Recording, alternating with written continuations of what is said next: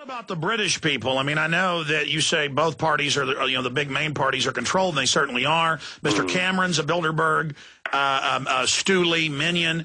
I mean, at least the fact that they threw out Brown shows that they're wanting change. Well, it does show they want change. But what we finished up here with in Britain is a very floppy coalition government. Cameron's Conservatives are in bed now with the most Euro-fanatical, most anti-democratic Liberal Democrat Party. So whilst we've got rid of Brown, I'm afraid things ain't no better. Because now people have got to have time to wake up to the fact that he's running a con on them. Let's come back and talk more about the future of Europe and how you see England responding as Europe collapses. Nigel Farage is our guest, member of the UK Independence Party, former leader. Looking at the political landscape, I was talking during the break, I said, what do you think is most important? And you said, well, people think they've elected Mr. Cameron and gotten a change. They need to understand it's controlled change. They need to elect truly independent parties. And you see the UK Independent Party really surging and growing and being ignored by the media and demonized when they do cover it. And it's the same thing here. Now every incumbent in the primaries, every incumbent is being defeated. Every establishment candidate is being defeated. So it does look like the awakening's happening. And I think as soon as people figure out that things stay just as bad with Cameron, just like with Obama from Bush, there's going to be a very fast wake-up here. Can you give us your take on that? Yeah, no, absolutely. I mean, look, millions of people are hopeful that Cameron somehow is going to be different. But, the penny's going to drop, and they're going to realise that actually they've got somebody that looks different, that sounds different, appears to be more reasonable. But the reality is we have surrendered our sovereignty. We have given away our ability to govern ourselves, and it doesn't matter a damn anymore who is sitting in number 10 Downing Street. And that's why parties like the UK Independence Party are going to continue to grow. And frankly, that's what you need in America. Because, again, I'm looking at it from 3,000 miles away. But I don't see the Republican Party actually offering any proper opposition to Obama. So start seeking alternatives. Start seeking candidates that have actually got the courage to stand up for democracy. At the end of the day, what this really comes down to, it's a battle of democracy versus bureaucracy. And the global governments, they don't believe in democracy. They believe that they know best.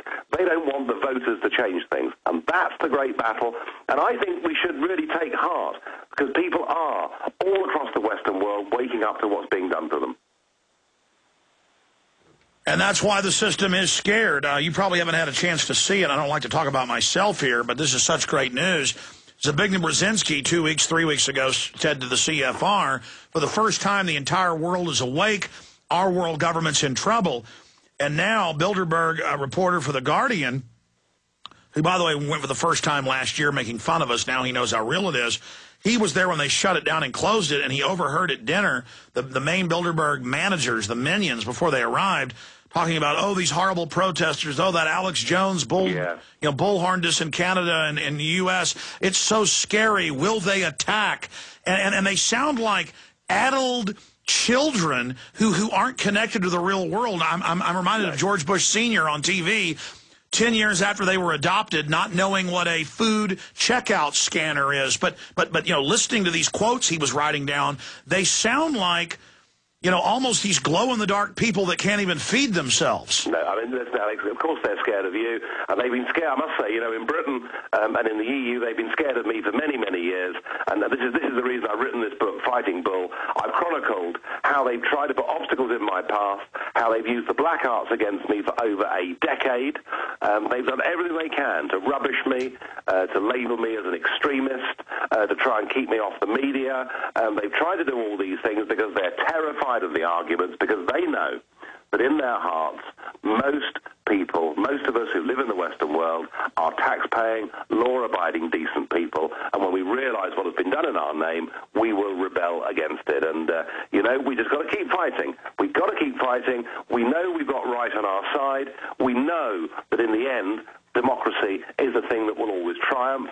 We know that every time in the past there have been these experiments, whether it's communism, European federalism, or global governments, it does not work. So, listeners, remember that. Bad though things are, be optimistic, don't give up and keep fighting. Well, in the last minute or two we've got, that is what's exciting here, is that reading these quotes, I mean, we're just normal, nice people that want freedom and sovereignty, and they're scared to death of us. They're scared to death of you. They are horrified that people are now testifying before the European Union Parliament about the world government. I mean, it shows that they're not invincible, that they are human as well. Well, it does, and just give you a little example. Global warming, the whole hysteria over global warming. 2 weeks ago, Lord Monckton, Christopher Monckton, who's been on your programme before, and who was a luminary in the UK Independence Party, Monckton won a debate at the Oxford University Union the other week on the question of global warming. 2 years ago, with a young audience who'd been brainwashed, that would have been unthinkable. Completely unthinkable. And it just shows that through the efforts of all of us to make the arguments, to connect with the people, we're beginning to win. If you just have right on your side, as the Texas Ranger founder said, that a man in the wrong can't stand up against a man in the right if the man in the right keeps on a-coming. And but I think it's well taken what you said, Nigel Farage, one of the founding members of the UK Independence Party, former leader of it, European Union Member of Parliament, author of the new book that's out, that they're going to strike back, though. The empire is going to strike back. Give us the name of your book one more time. It's Fighting Bull.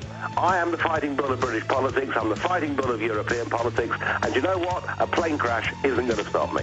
God bless you, sir. Thank you so much for spending time with us. We'll be right back from Bilderberg 2010 in Spain.